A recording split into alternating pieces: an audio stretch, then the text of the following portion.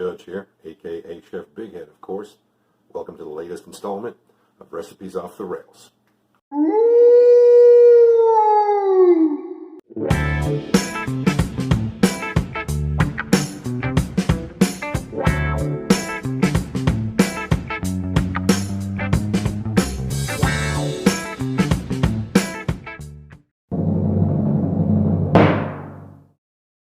And welcome back once again to the Bloated Chef. Chef Jerome Judge here, aka Chef Big Head, of course.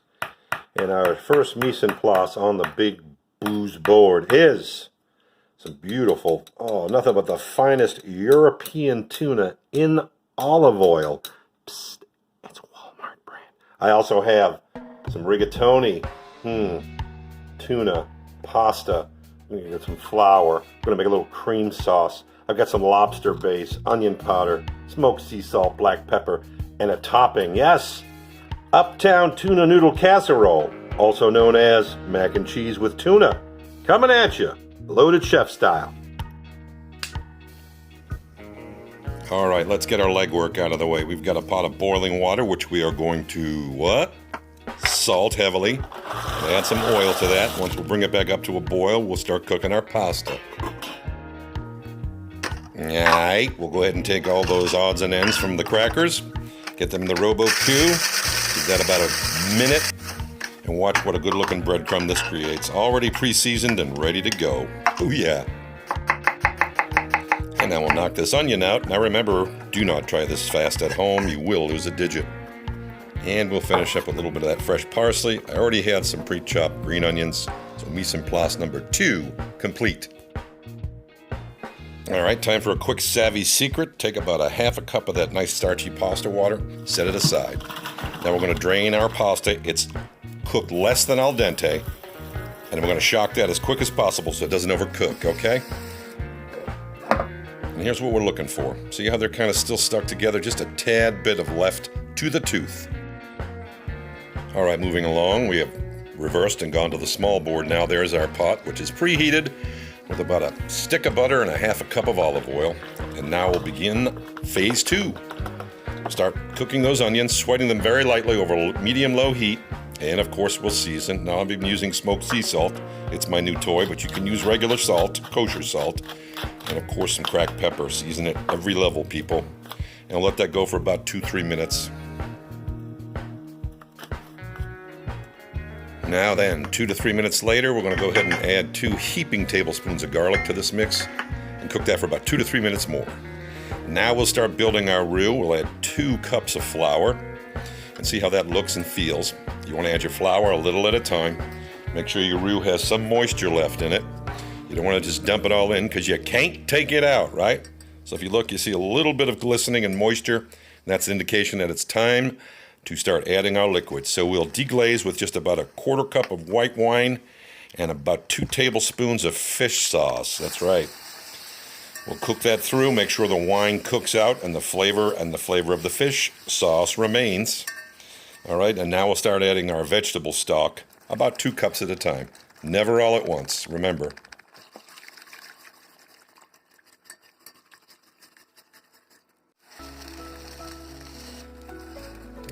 Alright, and roughly a minute later, you'll see that's absorbed all that liquid already, so we'll go ahead and add another 1.5 to 2 cups.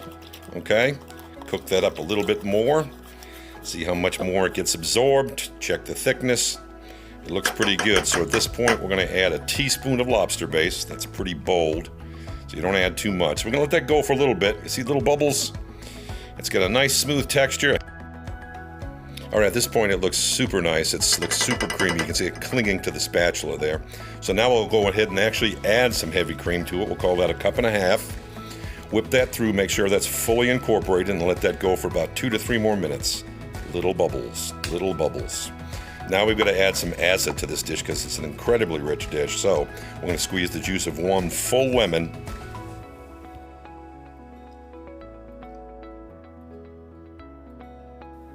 Okay, so now we utilize that 1/2 cup of starchy water. Whip that in nice and good. Now we're going to take some sour cream or some cream fraiche and elevate this to unctuous levels. Now it's time to transfer this into our mixing, or our clear glass bowl, I should say. Get it all scraped out of there and into the fridge for at least 1 hour. We want to get it cooled down almost all the way. In the meantime, we'll go ahead and toast up these crumbs. A tablespoon of butter, about a teaspoon of oil, and in go the crumbs. Do a little move around, do a little toasty toast. About 3 minutes worth. Add our fresh parsley to that. Give it about 2 more minutes, and then we are done with those. Okay, so 1 hour or more later, we're going to start putting this together, and I'm going to make a big batch, so I'm going to put 4 cups of pasta in there. You can only go a cup or 2 cups if you wish. I've got an event coming up, so I'm going to make a little bit more. But you basically want to go 2 to 1 sauce to pasta. In this case, I'm going to put about 3 cups because this pasta sauce is still a little on the warm side. So now we'll get that mixed up. We'll add in our green onions, and then now, of course, the star of the show, a delicious Sicilian-style niçoise tuna.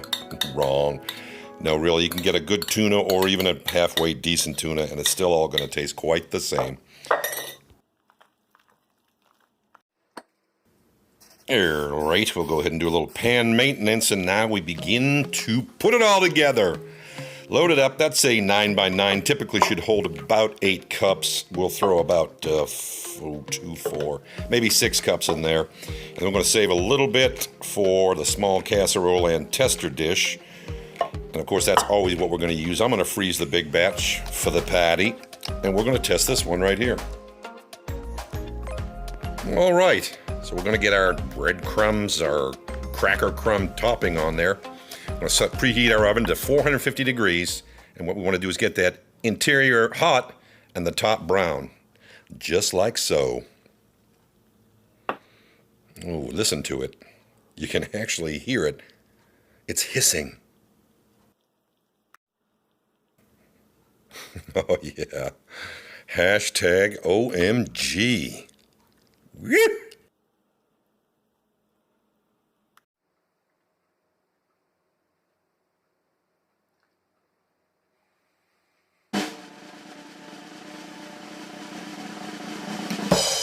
Woo.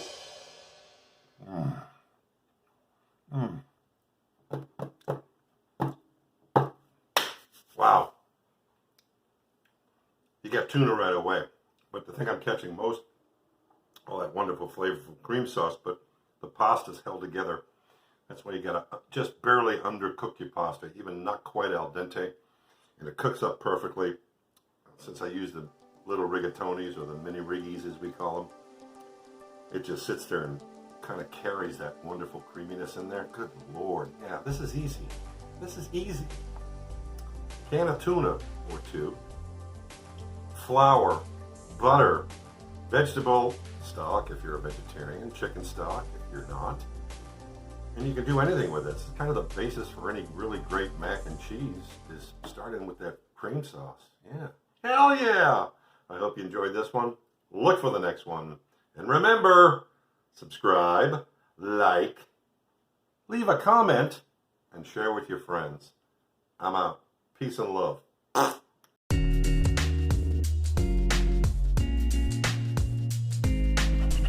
All right, good people. Time to head over to my YouTube channel at The Bloated Chef LLC, of course. Smash that subscribe button. Maybe graze over that like button. And let's start getting to 1,000 subscriptions. We're doing it for charity's sake. Thanks so much.